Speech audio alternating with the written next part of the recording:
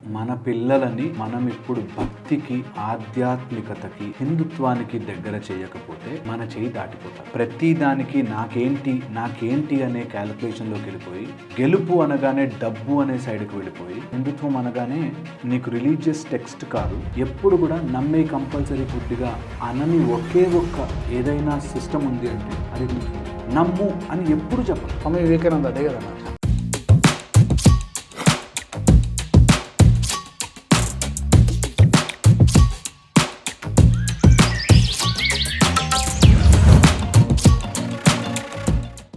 నమస్తే, లైఫాలజీ కార్యక్రమానికి స్వాగతం.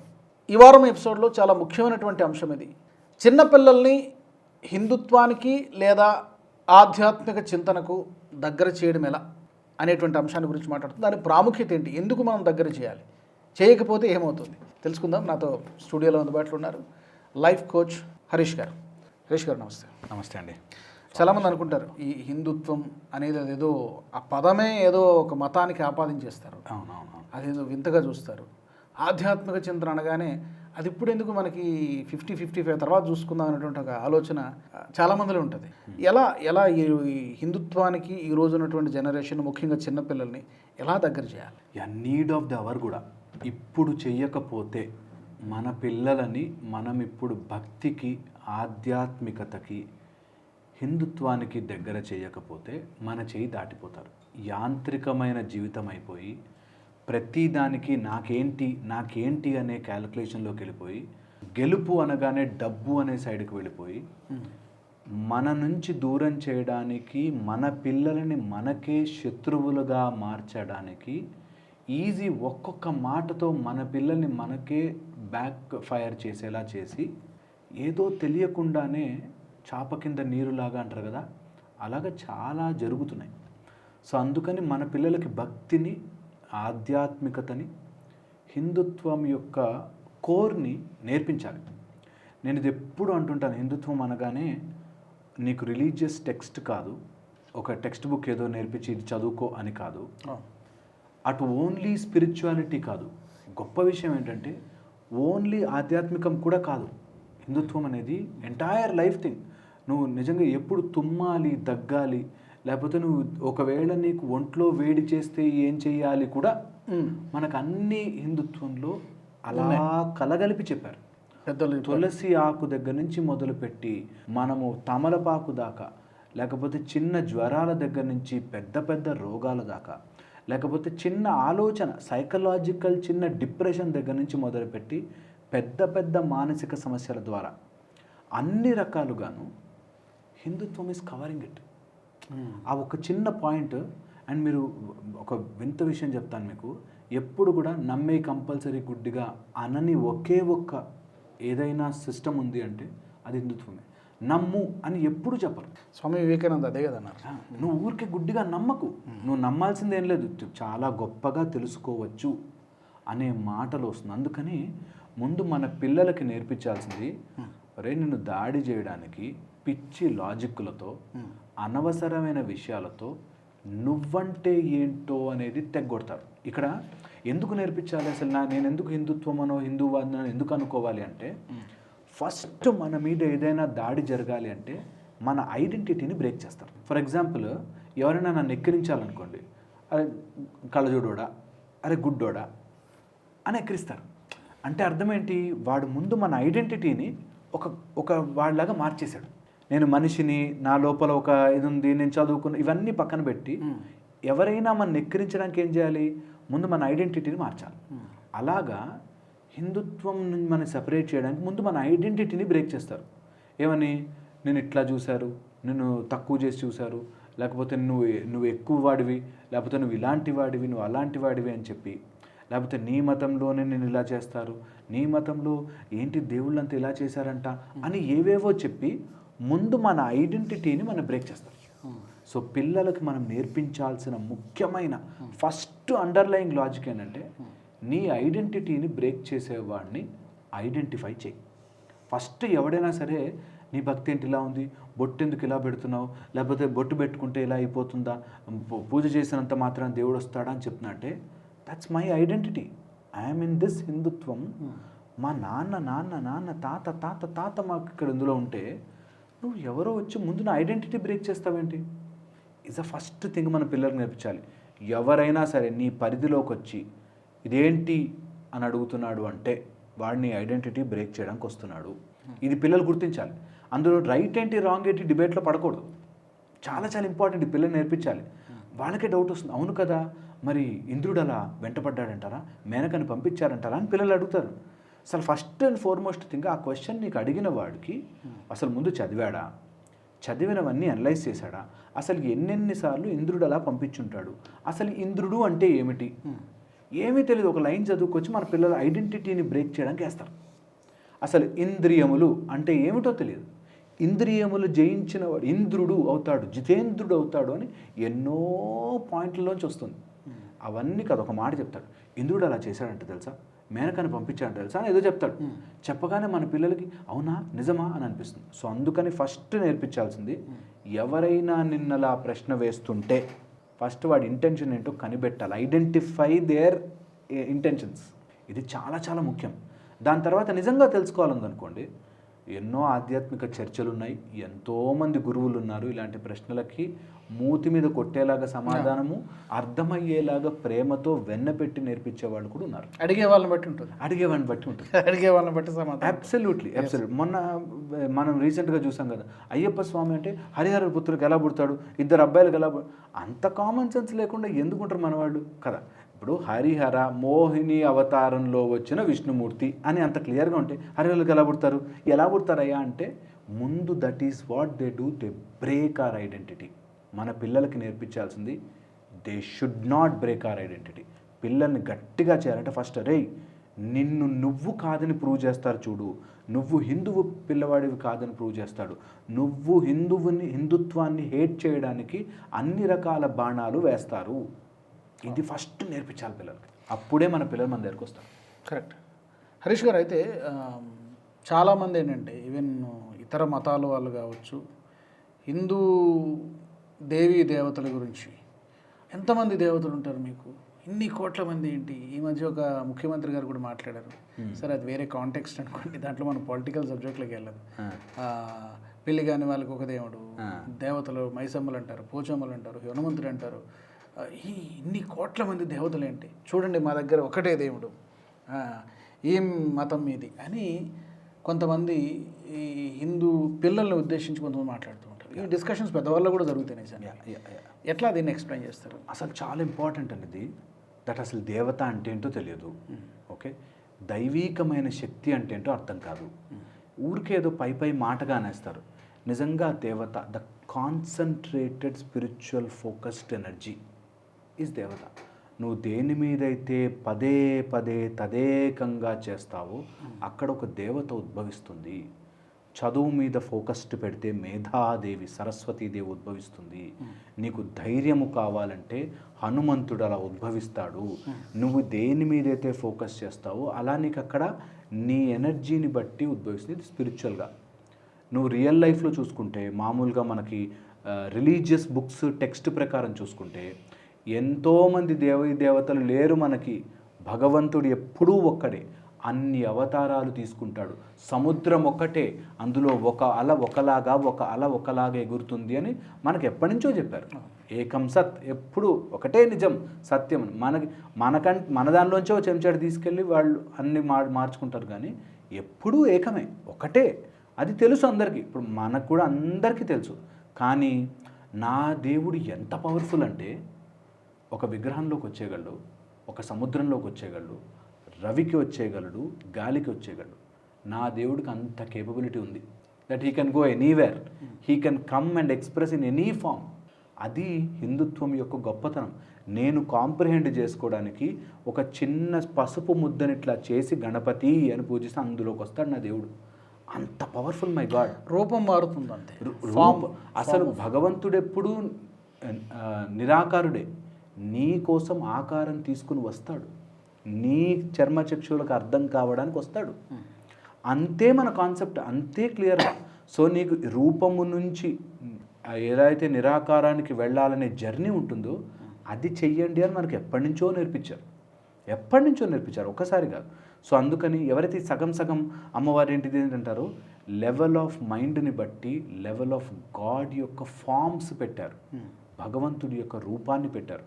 ఇంకా ఈ డిస్కషన్స్ మనము జన్మలుగా చేస్తున్న అదే ప్రశ్న మీద అడుగుతారు. That proves that they want to break us. అది ఆ ఒక్క మాట ఇన్నేళ్లుగా ఇంతమంది అడిగారు కదా, ఇన్ని రకాలుగా ఆన్సర్ చేశారు కదా, కానీ మేము ఒప్పుకోము, మేము మిమ్మల్ని బ్రేక్ చేయాలని పదే పదే అంటామా మాట అనే దాంట్లో ఉంటారు. సో దట్ క్లియర్లీ ఇండికేట్స్ అది ఖచ్చితంగా అది దాడి. నువ్వు వద్దురా బాబు మాకు అవసరం లేదు అంటే అదే మాట్లాడుతున్నావు అంటే అది దాడి. నాకు వద్దండి, నచ్చదు ఇక్కడ ఈ టైంలో ఇక్కడ సౌండ్ చేయొద్దు అంటే అయినా నేను సౌండ్ చేస్తున్నాను అంటే దట్ ఈస్ ఇండికేటింగ్ దట్ నేను ఇరిటేట్ చేయడమే నా పని. సో అందుకని ఇది ఒక ఆస్పెక్ట్ దట్ ఇన్ని రకాల దేవీ దేవతల యొక్క స్వరూపాలు ఉంటాయి. అండ్ అందులోనూ నాకు తగ్గట్టుగా నా భగవంతుడు నా కళ్ళ ముందు సాక్షాత్కరిస్తాడు అనడానికి ఎంత ఇంట్రికేట్గా ఎంత బాగుందంటే హీఈస్ మై గాడ్, నా దేవుడు, నా కృష్ణుడు. అండ్ మీరు అబ్జర్వ్ చేస్తే ప్రహ్లాదుడికి ఒకలాగా, మీరాబాయికి ఒకలాగా, అర్జునుడికి ఒకలాగా, ఏ అన్నమాచార్యుడికి ఒకలాగా, ఏ భక్తుడికి ఆ భక్తుడికి కనిపించినట్టుగా నీకు కనిపించేది లేదు. నీకు ఎలా కావాలి, నువ్వు పాటలు రాస్తావా నాకు అన్నమాచార్యులాగా, నేను వింటా హాయిగా, నువ్వు ఓన్లీ వీణ వాయిస్తావా నేను వింటా హాయిగా అనే ఒక అద్భుతమైన కాన్సెప్ట్ మన భగవంతుడికి మనకే ఇచ్చాడు. చాలా ఎక్స్పీరియన్సెస్ కూడా ఉన్నాయి నిజానికి. ఆటోబయోగ్రఫీ ఆఫ్ యోగి అని మీరు అబ్సల్యూట్లీ అందులో ఎంతోమంది యోగుల తాలూకా అనుభవాలు, అది ఇంగ్లీష్లో ఉంది, ఈవెన్ తెలుగులో కూడా ఉంది. చాలా వాళ్ళ అనుభవాల్ని నిజంగా కూడా నేను ఎప్పుడు చెప్తుంటా ఈ మాట, experience always breaks evidence. Exactly. Evidence proof చూపించంటారు కదా, ప్రూఫ్ అవసరం లేదు. నేను ఎక్స్పీరియన్స్ అయ్యాను, నాకు ప్రూఫ్తో పనే లేదు. నాకున్నాడు భగవంతుడు, నాకు ఆ రూపంలో కనిపించాడు. నాకు ఆ రోజు నేను యాక్సిడెంట్ వద్దులో చేయి పక్కకు లాగినవాడు దేవుడే. నాకు అన్నిట్లోనూ అంతటా సర్వము భగవంతుడు కనిపించగలిగే ఏకైక ఒక పద్ధతి ఏదైనా మనుషుల్ని మార్చగలిగిందంటే హిందుత్వమే. ఓకే, ఫర్ రికార్డ్ సేక్ చెప్తున్నా నేను, ఏ మతము ఏ కులము వాళ్ళతో గొడవలు పడ్డాం కాకుండా ఎవరైనా ప్రశాంతంగా కూర్చుని ఆలోచిస్తే దే విల్ నో దట్ నాకు అన్ని గాలి హెల్ప్ చేస్తుంది కదా, గాలి భగవంతుడు అనుకుంటే తప్పేంటి, నాకు గాలితో పాటు నీరు హెల్ప్ చేస్తుంది కదా, అన్నీ భగవత్ స్వరూపాలే అనుకుంటే తప్పేంటి. అండ్ ఒక్క దాంతో నువ్వు మళ్ళీ కైవల్యం పొందేయచ్చు. ఒక్క దాన్ని పట్టుకుని నువ్వు ఓన్లీ భజనతో గొప్పవాడు అయిపోవచ్చు. రకరకాల మార్గాలు, ఎన్నో నవవిధ భక్తి మార్గాలు ఉన్నాయి. నువ్వు ఓన్లీ మంచి మాటలు వినడం ద్వారా భక్తి మనకి ఎంత బ్యూటిఫుల్గా నేర్పించారు. ఓన్లీ విను నాయన, ఏం చదవకు చెప్పకు, విను.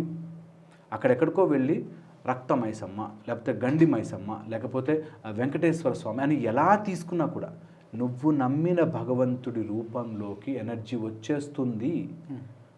నీ ఎనర్జీని నువ్వు అలా దేని మీదైనా పెట్టి నిలిపి ఆకారము నుంచి నిరాకారము వైపుకి ప్రయాణం చేస్తూ ఉండు. ఇది ఎంత బ్యూటిఫుల్ మెకానిజం. దీన్ని బ్రేక్ చేయడానికి ట్రై చేస్తారు. సో మన పిల్లలకు నేర్పించాల్సింది దట్ 3 ఫామ్స్లో నేర్పించాలి.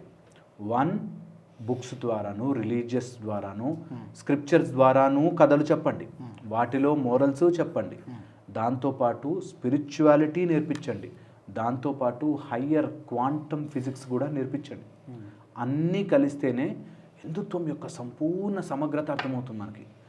ఎంత బ్యూటిఫుల్ మెకానిజం అంటే అండి, ఒక్కొక్కటి చదువుతుంటే అరే ఇది చెప్పాలి వీళ్ళకి, ఇది అర్థం కాకపోతే ఎట్లాగా అనిపిస్తుంది నాకు. ఒక్కొక్క విషయం తెలుసుకుంటుంటే ఇంత బ్యూటిఫుల్గా ఇంత డిస్క్రిప్షన్ చేసి ఉంటే ఇంకా ఏంటి అని మీరు నమ్మరండి. ఏదైనా మనము పూజ చేస్తుంటే హారతి ఆగిపోయింది లేదా కొబ్బరికాయ పాడైపోయింది అని వస్తే చాలామంది సెంటిమెంటల్గా ఫీల్ అవుతున్నారు. దానికి కూడా మన దాంట్లో ఆన్సర్లు ఉన్నాయి. ఎందుకంటే మనిషి బ్రెయిన్ అలా తిరిగిపోతుందని, అమ్మో అపశకునం అనుకుంటాడని, అవసరం లేదురా అపశకునం చేయి 3 సార్లు ఇలా అనుకో, లేకపోతే చెవి ఇలా పెట్టుకో అని చెప్పి దానికి కూడా అంటే ఎంత డీటెయిల్డ్గా ఆలోచించి ఉంటే అలా చేస్తుంటారు. ఎంత డీటెయిల్డ్గా నీకు ఎన్నో పాపాలున్నాయా, ఓసారి గంగలో మునుగు అంటే ఒకడు లోపల ఫీల్ అయిపోయి అయ్యో ఇంత తప్పు చేశాను నేను ఇంక బాగుపడినా అనే దాంట్లో ఉన్నప్పుడు ఒకసారి గంగా స్నానం చేసి వచ్చి ఇంక ఇప్పటి నుంచి మంచి జీవితం మొదలుపెట్టు. నీలో మార్పు అట్ స్పిరిచువల్ లెవెల్లో, నీ లోపల మార్పు అట్ రిలీజియస్ లెవెల్లో నువ్వు వెళ్ళావు, ఒక కర్మ చేసి వచ్చావు, అండ్ లోపల ఎనర్జెటిక్ క్వాంటమ్ లెవెల్లో when you go to some place take a water ద్వారా నువ్వు ఒక డిప్ తీసుకుంటే నీలోని చెడంతా వదిలిపెట్టి వస్తే మళ్ళీ you are taking a life. ఎన్ని రకాలుగా ఉన్నాయో అవన్నీ వినరు. మన పిల్లలకి ఈజీగా ఆ సినిమాలో వాడు చెప్పాడుగా, ఈ సినిమాలో వీడు అన్నాడుగా అనే దాంట్లోకి వెళ్తారు. నేను ఐ ఆల్వేస్ ఫీల్ మన పిల్లలని కాపాడుకోండి, ఇవి నేర్పించండి, చెప్పండి. ఒక సెంటెన్స్ ఏదైనా వాళ్ళు అనేస్తే అలా ఒక్క దారిలో చూడకండి అని మన పిల్లలకి నేర్పించండి. ఇది very very very very important. మీరు సందర్భం వచ్చింది కాబట్టి స్వామి వివేకానంద చెప్పినట్టున్నారు, గో బ్యాక్ టు వేదాస్. అంటే మన లైఫ్లో ఎదురయ్యేటువంటి చాలా ఎలాంటి ఒడిదొడుకులైనా కూడా అన్నిటికీ సమాధానాలు అక్కడ ఉన్నాయి, దొరుకుతాయని చెప్పి. ఇది ఏ స్టేజ్లో నేర్పించాలి? ఇప్పుడు వేద పాఠశాలలు ఉన్నాయంటే అక్కడ నేర్పిస్తారు, బట్ రిమైనింగ్ రెగ్యులర్గా చదివేటువంటి మన ఇంటర్నేషనల్ స్కూల్ అనుకునే వాటిలో కానీ వీటి ప్రస్తావన ఎక్కడ అన్ఫార్చునేట్లీ లేదు. ఇవి ఏ స్టేజ్లో నేర్పించాలి, ఎలా నేర్పించాలి వేదాస్ పర్టికులర్గా? ఒక విషయం ఏంటంటే అండి, ఒక పర్టికులర్ ఆ ఫీల్డ్లోకి వెళ్ళి పూర్తిగా రీసెర్చ్ చేసి నేర్చుకోవాలనుకునే వాళ్ళు ఆ పని చేస్తారు.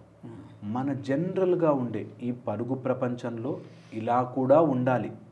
ఇందులోనూ వేదాలు అనేవి సెపరేట్ సబ్జెక్ట్ కాదు, అదే వెళ్ళి చదువుకోవాలి అని సెపరేట్ సబ్జెక్ట్ కాదు.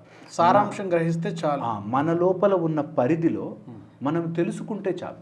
ఇప్పుడు నాకు ఫ్యాన్ స్విచ్ ఆన్ చేయాలంటే నాకు ఆ రీసెర్చ్ మొత్తం తెలియాల్సిన అవసరం లేదు. ఫ్యాన్ స్విచ్ ఎలా ఆన్ చేసుకోవాలో తెలుస్తుంది అన్నట్టు మన పిల్లలు ఇప్పుడు ఇంటర్నేషనల్ స్కూల్ని తీసేసి వెంటనే వేద పాఠశాలలో వేయమని కాదు, బట్ ఏదో రూపంలో అది మన భాగవత పురాణాలు కావచ్చు, లేకపోతే 18 పురాణాలు కావచ్చు, భగవద్గీత కావచ్చు, ఏదో ఒక రూపంలో వేదముని వేదాంతముని పిల్లలకి చేర్పించండి. స్వామి వివేకానంద వారిదే వేదాంత టు చిల్డ్రన్ అని చెప్పి ఒక అద్భుతమైన వ్యాఖ్య ఉంది. అది కంపల్సరీగా పిల్లలతో చదివించాలి. ఎంత స్ట్రెంత్ వస్తుంది తెలుసా? ఈ రోజుల్లో మనకు ఆ వెస్టర్న్ నుంచి ఎత్తుకొచ్చుకున్న డిప్రెషను, డల్నెస్, మూడ్ స్వింగ్స్ ఇవన్నీ ఉండవు. వేదాంతం చదివిన పిల్లలకి రియాలిటీ తెలుసుకుని తనలో ఉన్న ఆ పరమాత్మ యొక్క శక్తి తెలుసుకుంటే అసలు ఎవ్వరు అంత వీక్గా ఫీల్ అవ్వరు మన పిల్లలు. దట్ నేను ఒక మాట అనేసరికి డిప్రెషన్లోకి వెళ్ళిపోవడాలు అలా ఉండదు. మనకి వారియర్ పీపుల్ అంత స్ట్రాంగ్ అవుతారు mentally. So Vedanta to kids చిన్న చిన్న పుస్తకాలు, కఠోపనిషత్ కరెక్ట్గా చిన్న పుస్తకం చదువుకోవాలి. పిల్లలకి వస్తుందా రాదా కాదు, ముందు చదువుతూ ఉంటే అలవాటు చేయాలి. ఫస్ట్ బట్టి కొట్టించడం కాదు, చదువు నీకేం అర్థమైంది చెప్పు, ఒక లైన్ చదువు, నీకేం అర్థమైంది, ఏమనిపిస్తుంది, అది తెలియాలి అంటే ముందు పేరెంట్స్ ఒక్క రౌండ్ చదువుకుంటే ఎంతో బ్యూటిఫుల్ అండి. ఓన్లీ ఓంకారం మీద ఉపనిషత్తు, శ్రీరామ ఉపనిషత్తు, రాముడి మీద ఒక బ్యూటిఫుల్ ఉపనిషత్తు. అలాగా ఇంకా ఇంకా పెద్దవి వెళ్తుంటే మీకు మనకి కేనోపనిషత్తు, కథోపనిషత్తు, ఈశావాక్య ఇంత పెద్దవి వస్తున్నా సింపుల్ ముందు అవగొట్టాలి. సింపుల్ అమృత బిందు ఉంటుంది, అమృత బిందు ఒక్కటి చదువుకోవాలి. అలా చిన్న ఏదైనా అది పిల్లలకి నేర్పించి నీకేం అర్థమైంది, నీ లోపల ఉండే శక్తిని ఎట్లా తెలుసుకోవాలనుకుంటున్నావు, నువ్వు ప్రాణమా, నువ్వు ఊపిరా, నీ లోపల ఫోర్స్ ఏంటి, బ్రహ్మసూత్రాలు ఏంటి, ఇట్లా తెలుసుకోవడం మొదలు పెడితే వాళ్ళకు వస్తుందా రాదా కాదు, సరదాగా టీవీ చూసే టైంలో అందులోంచి ఒక 10 నిమిషాలు తీసి జనరల్ డిస్కషన్ చేయగలిగితే మన పిల్లలకి ఎన్నో విషయాలు ఇవన్నీ చెప్పారు, ఇవి అర్థం కావడానికి ఆ పురాణాలు చెప్పారు, పురాణాలు కూడా అర్థం కాకపోతే జస్ట్ నామస్మరణ చెప్పారు, నామస్మరణ కూడా చేయకపోతే కర్మ చేయమని చెప్పారు, నలుగురికి భోజనం పెట్టమన్నారు, ఇంత బ్యూటిఫుల్గా ఉంటుంది. సో కంపల్సరీ పిల్లలకి నేర్పించాలి. నేను అన్నట్టు వేద పాఠశాలకే వెళ్ళి చదవకపోయినా ఎంతో కొంత ఒక్కొక్క పద్యము, ఒక్కొక్క శ్లోకము పెద్దవాళ్ళు ఏదో ఒక విధంగా వాళ్ళకి ఎక్కిస్తూ ఉంటే, చదువుతూ ఉంటే, అండ్ బట్టి కొట్టించేటట్టు కాకుండా ఈ వెస్టర్న్ ఎడ్యుకేషన్ మనకి బట్టి కొట్టి నేర్పించినట్టు అలా నేను శ్లోకాలు బట్టి కొట్టాను కాకుండా ప్రతి శ్లోకానికి ఒక్కసారి ఇది ఎక్కడ అప్లై చేస్తావు, ఈ శ్లోకం వచ్చింది నువ్వు ఎక్కడ అప్లై చేయగలవు అని గనక నేర్పించగలిగితే నిజంగా చాలా చాలా చాలా చాలా బాగుంటుంది. ఇందులో మన వాళ్ళు చేసేది ఏంటంటే ఉంటే చాదస్తం, ఇంకా అసలు ఫోన్ ముట్టుకోవద్దు, టీవీ చూడదు, ఏం చూడదు అని చాదస్తంగా పెంచుతారు. లేకపోతే ఇటు ఎక్స్ట్రీమ్ వదిలేస్తారు, మొత్తానికి వాళ్ళే తెలుసుకుంటారు లేండి అని వదిలేస్తారు. ఈ రెండూ కాదు, మధ్యలోకి నెమ్మదిగా వాళ్ళకి టెక్నాలజీ రావాలి, వాళ్ళకి మన వేద జ్ఞానము వేదాంత యొక్క సారము రెండూ రావాలి. అలా చేయడానికి నిజంగా కూడా ఇప్పుడు అవైలబిలిటీ ఉంది. ఇప్పుడు మనకి తెలియకపోతే మనమే ChatGPTని అడిగి మీనింగ్ తెలుసుకోవచ్చు. దాని గురించి మనం చదువుకుని ఫస్ట్ వాళ్ళకి ఏదో రకంగా మెల్లగా చెప్పచ్చు. సో ఇప్పుడు చదవలేము అనేది రాంగ్. ఒకప్పుడు అంటే దూరం చేశారు మాకు అని చెప్పుండొచ్చు. ఇప్పుడు వేదాలు దూరం చేశారు అనే ఛాన్సే లేదు. ఇప్పుడు అందరికీ అవైలబుల్లో ఉన్నాయి. అందరూ ఒక్కొక్క లైన్ చదువుకోవాలి, ఎంత అర్థమైతే అంత. డిజిటల్ ఫామ్లో కూడా అందుబాటులో ఉన్నాయి కాబట్టి పుస్తకమే ఫిజికల్గా పట్టుకో. అఫ్ కోర్స్ పుస్తకం ఆ ఫీల్ వేరే, అఫ్ కోర్స్, బట్ స్టిల్ అంతే. అంటే మనం అందుబాటుని బట్టి ఆ. మనకి నేర్చుకునే ఇంట్రెస్ట్ ఉండాలి. మనం మన పిల్లలకి అది ఇవ్వాలనే ఇంట్రెస్ట్ ఉండాలి. అట్ ద సేమ్ టైం మన పిల్లలకి చేయగలిగింది మనం ఇదొక్కటే, దట్ వాళ్ళ ఐడెంటిటీని వాళ్ళకి ఇవ్వాలి. ఒరే నువ్వు ఈ మొత్తం సిస్టమ్ నుంచి వచ్చావురా, నీ పూర్వీకులు శ్రీరామచంద్రుడు లేకపోతే శ్రీకృష్ణ పరమాత్ముడు నడయాడిన ప్లేస్ ఇది, నువ్వు ఇంత ధైర్యంగా ఉండొచ్చు, ఇవి చదువుకో, తెలుసుకో, లైఫ్లో ప్రాబ్లమ్స్ వస్తాయి, ఫేస్ చేయి, ఏం కాదు అని చెప్పడానికి ఉపయోగపడతాయి. మనం పిల్లల గురించి, పిల్లలకి చెప్పాల్సిన వాటి గురించి ఎంతమంది ఉన్నారండి మనకు చాలా మంచి మంచి విషయాలు చెప్పేవాళ్ళు. జస్ట్ వాళ్ళ వీడియోలు విని పేరెంట్స్గా మనం చెప్పాలి. వాళ్ళ వీడియోలు పెడితే చూడరు, విని పేరెంట్స్ పిల్లలకు నేర్పిస్తూ ఉండాలి ఒక్కొక్క మాట. అది చాదస్తంగా ప్రెజరైజ్ చేసి టైం టేబుల్ ప్రకారం కాకుండా మాటల్లో, సన్నివేశంలో, సీన్లో ఎప్పుడైనా అట్లా డౌట్ వచ్చినప్పుడు అక్కడ hit the iron when it is hot, వేడిగా ఉన్నప్పుడే కొట్టాలి.